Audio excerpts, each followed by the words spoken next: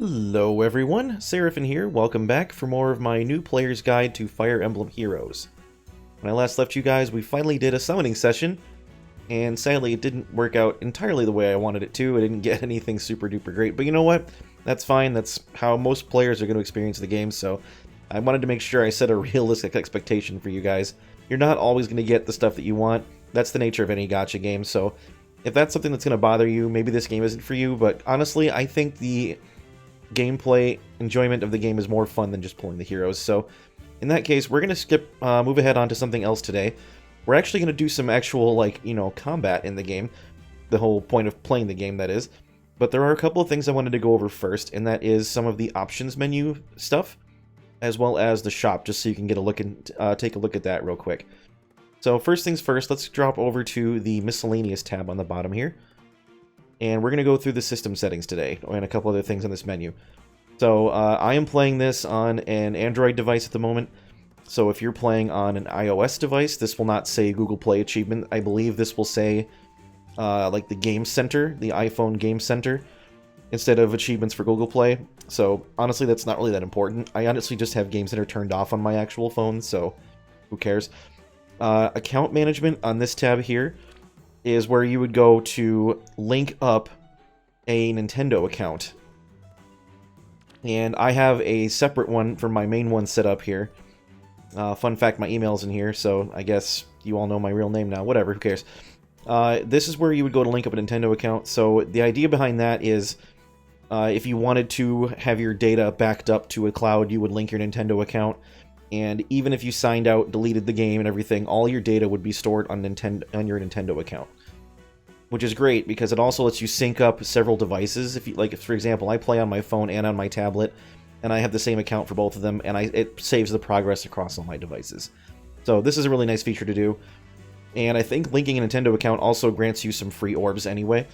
So that's a nice thing to do also. And then for some reason, if you wanted to come in here and delete all of your data, you could come in here and do that. Be wary of deleting all your data. If you don't have an account linked, deleting all your data, well, even if you do have an account linked, deleting all your data means everything's gone. Any orbs that you might have spent, or you might have purchased rather, you will not be refunded for, and all your data will be permanently gone. So I really don't advocate for doing this at all, unless you're making, for some reason, there's a tactic that a lot of players did when this game first came out, and that was getting signed into the game, getting all the free stuff they possibly could right off the bat, and doing some free summons, or spending all their free orbs to get summons, and if they didn't get what they wanted from the banners that they pulled on, they would just delete all their data and start over again. So they're really not out anything, because they hadn't spent any actual money on the game and they just started. They would continuously do that. It's called re-rolling, I think is the term that they use, but obviously you as a new player, you have that option if you really want to. I never have personally, but do what you want to do. It's entirely up to you, and go for it. No big deal. That's what this menu is for.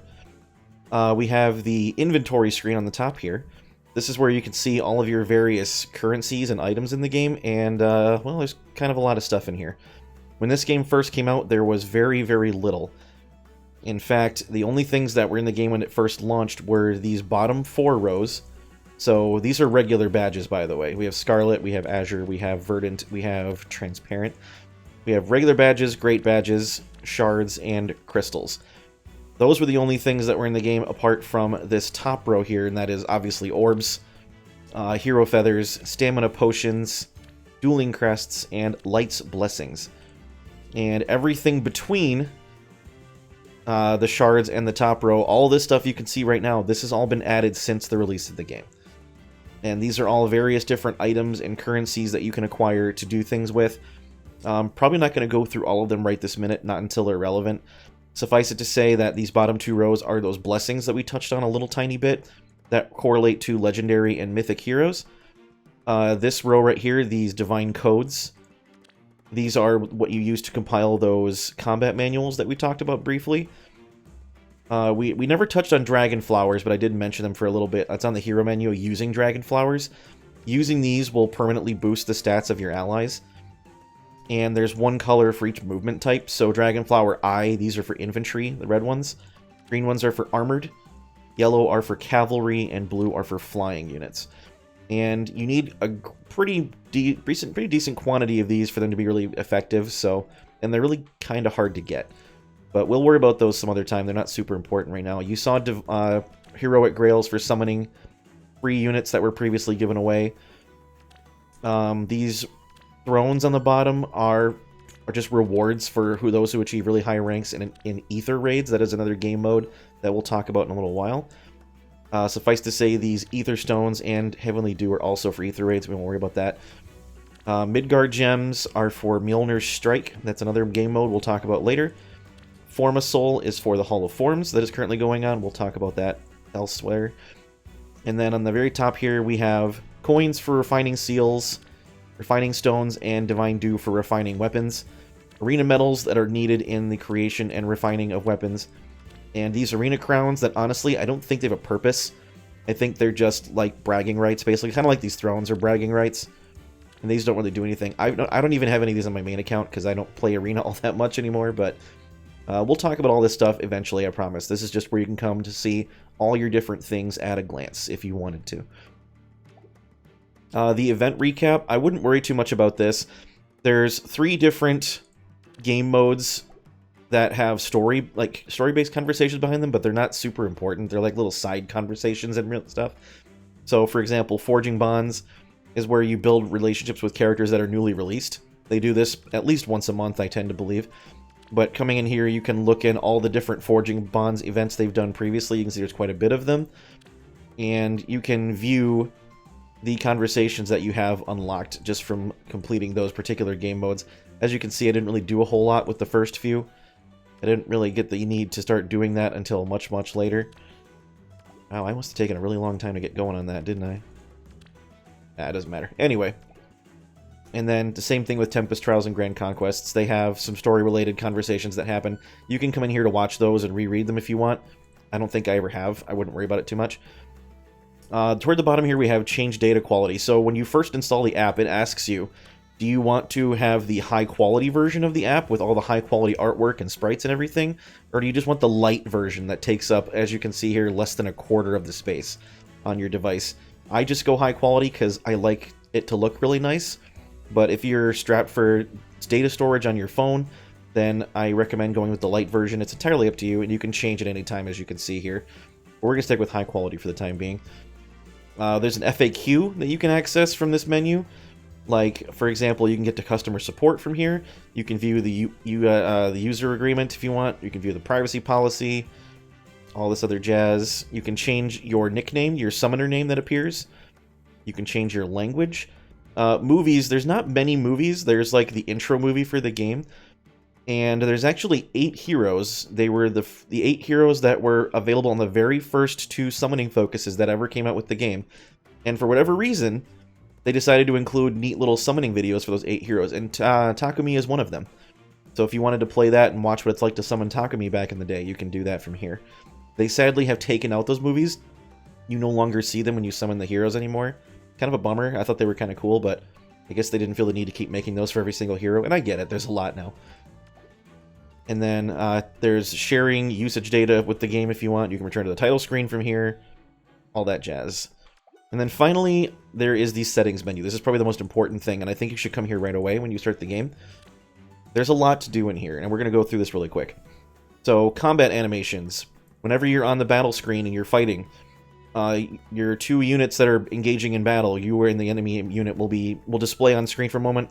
You'll have all your health values, and you'll just, it's like like the same thing as in a conventional Fire Emblem game. You watch your units whack at each other and do damage and all that fun jazz.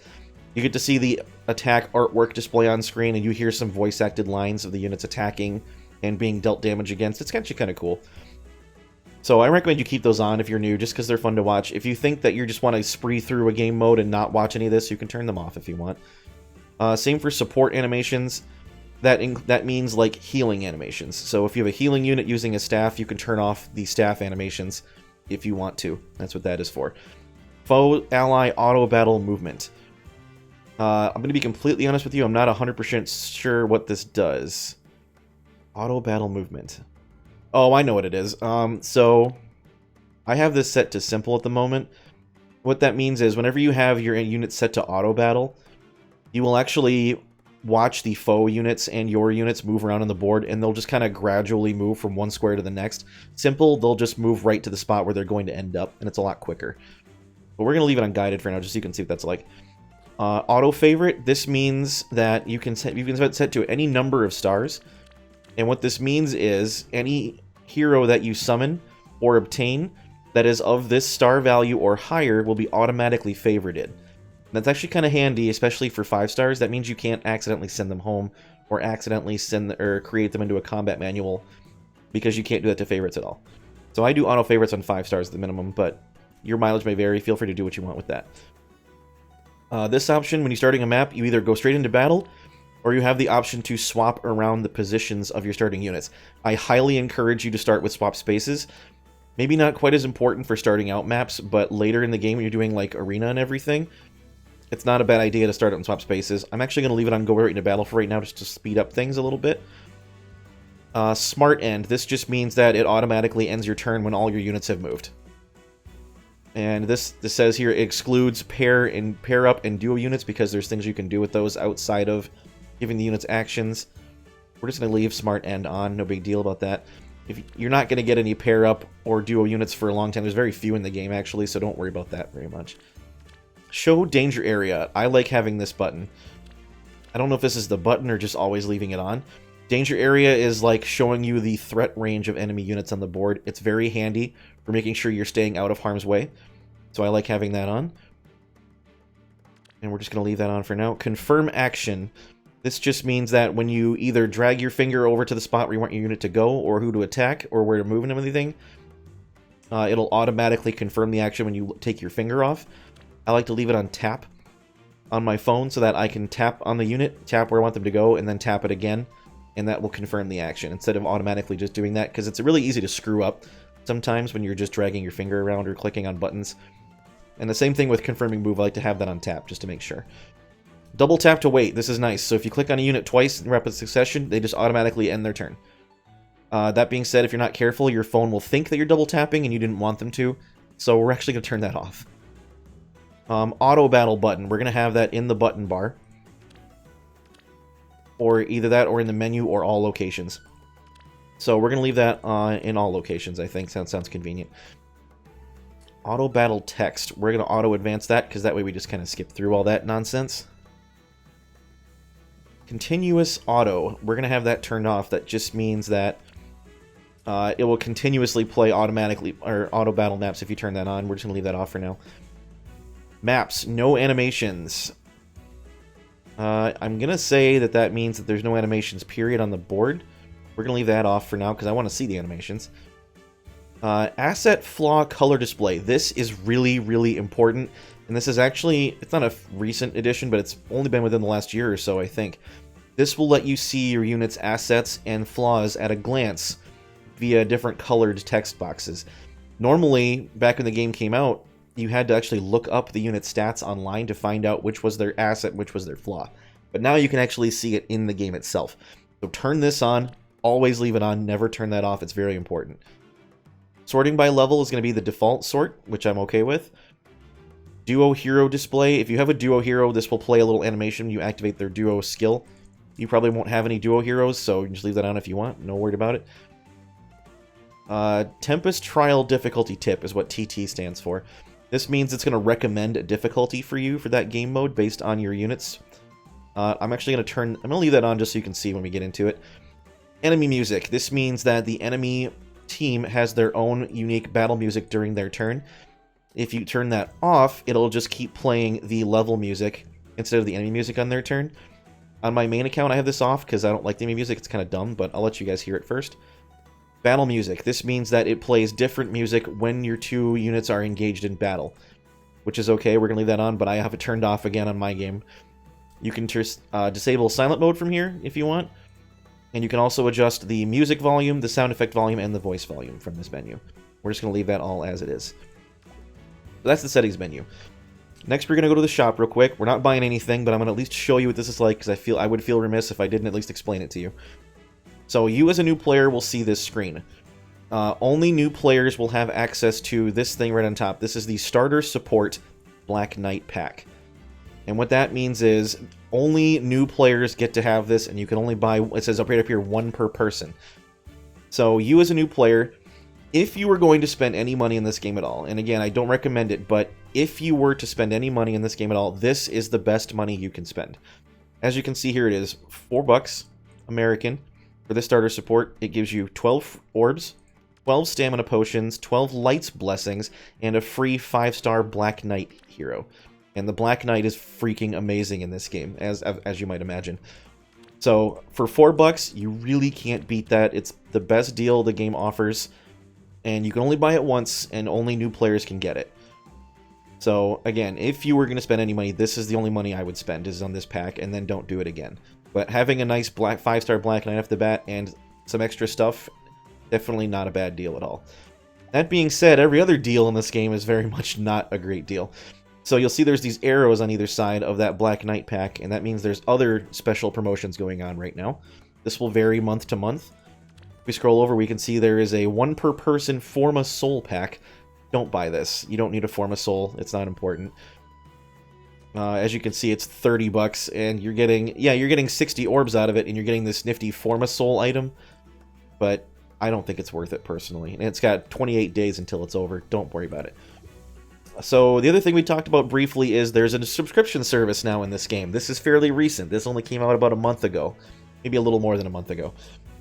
But anyways, what you can do now, if you want to, and I don't recommend it again, is purchase a subscription service for the game called Fay Pass. And what does Fay Pass do? Well, this gives you a number of quality of life improvements, really, for the game. They're not entirely necessary for you to play through and enjoy the game or to complete it in any reasonable amount of time. But there's some nice quality of life improvements, like restarting turns. Like I said, something goes pear-shaped and you need to restart the turn without reloading the whole chapter. There's the ability to do that if you're a Fay Pass subscriber. You get some extra quests every month that only Fay Pass subscribers gain access to, and the rewards are pretty nice for those. There's a few other things, but the big thing for Fay Pass subscribers is Resplendent Heroes. These are just basically upgraded versions of existing heroes that have been in the game for a long time. So, like Ike, for example, here. He came out probably, I think, in May or June of 2017. And he's since been kind of power crept by alternate versions of himself and just other sword users. So they've re-released him with improved stats across the board. And they've given him a new look. He is wearing some very cool-looking Mooseville armor, which is actually kind of nice. That's his resplendent attire. That is what he normally looks like, by the way, if you were curious. This is a regular Ike Young Mercenary is what this guy looks like here. This is his resplendent version. As a Fay Pass subscriber, you will get a free copy of every Resplendent hero that comes out, and they release 2 every month. I think they release one on the 5th and one on the 24th, or something to that effect. So you can see here we have 2 days left to grab Ike Young Mercenary, the Resplendent version, if we were a subscriber. And the one coming up later this month, I think, is Sophia, which is kind of strange, but this also tells you down here all the different benefits you gain as a Fay Pass subscriber. You get up to 3 characters to summon or support instead of just 1, which is kind of neat. Special Fay Pass quests every month. React is that rewinding time, basically, kind of. Auto Start, this means you can play several maps in rapid succession without touching your phone. This is nice for people who just want to grind through the game and not actually worry about playing it. And then this is all the different explanations of benefits and all that jazz down here. It's $9.50 a month. I personally don't think it's that worth it, but if you're inclined, this is not a... Again, it's not a terrible way to spend money on the game if you want to support the game, but if you're just hoping to avoid spending any money on the game at all, don't bother with this. It's not something you need to have. And then, what was the other thing about Fay Pass? I completely blanked. That's right, we'll come back to it if it's important. Right now, don't worry about Fay Pass. So, oh yeah, if you missed any of the Resplendent heroes when they release, you can come in here and purchase them individually. If you're a Fay Pass subscriber, if you're not a subscriber, you can't buy them. But we see that Lynn was also the first... Yeah, see, Fay Pass required to purchase. Lynn was the first Resplendent hero introduced, and Cordelia was the second one, and she also looks pretty darn cool, but I don't have any of these because I'm not a Fay Pass subscriber, and I'm not going to buy them after the fact, so no, there's no point. If you need to expand your barracks, you can do this from the Allies menu or from the opening screen, but you can also do it here. You can see here that 1 orb gets you 5 extra barrack slots, or 5 extra slots for heroes. So it's not an awful exchange rate really, but it's also not super good. You as a new player probably won't reach this threshold for quite some time, but once you get past that, say if you're a collector like myself, you're gonna run out of space pretty quick. So this is where you go to do that, and thankfully it's not spending real life money on it. You can just spend in-game orbs to do it. Complete purchase and complete subscription just means that if there's an interruption in your payment processing, you can come here and complete the process. I never had to use that because I don't spend money on this. And then we have Upgrade Castle. You can see that on the home menu, but it's also in here. And then finally, purchase orbs. Do not ever do this. If you're looking at these price values for orbs, they are absolutely outrageous. Orbs are stupid expensive in this game. 23 of them is 13 bucks. Like, are you kidding me? Whoops. No, I'm not doing that. Get out of here. No. No purchasing. Thank you. So this is where you could go to buy orbs, but again, don't do it. They're way too expensive. They're not worth it. Don't spend your money on this game in this particular fashion if you can help it. The only time I advocate spending money for this game at all, if you really, really wanted to, is on these seasonal deals, or on, I guess, maybe the Fay Pass if you're inclined. But don't ever just spend money on raw orbs. It's just not worth the rate of exchange. That's the settings menu in the shop. And next time, we're actually going to get right into actually doing some proper combat in the game. And we've covered just about everything else, so we're going to get right into that. And I promise we're actually going to do some proper gameplay next time. So apologies for that taking so long. It wasn't meant to, but that's alright. Now you know everything there needs to know about everything but the combat, and we'll actually get into gameplay next time. So stay tuned for that, and we'll walk through the first chapter of the story. It'll be a lot of fun. So until then, this has been Seraphin, and stay classy, internets.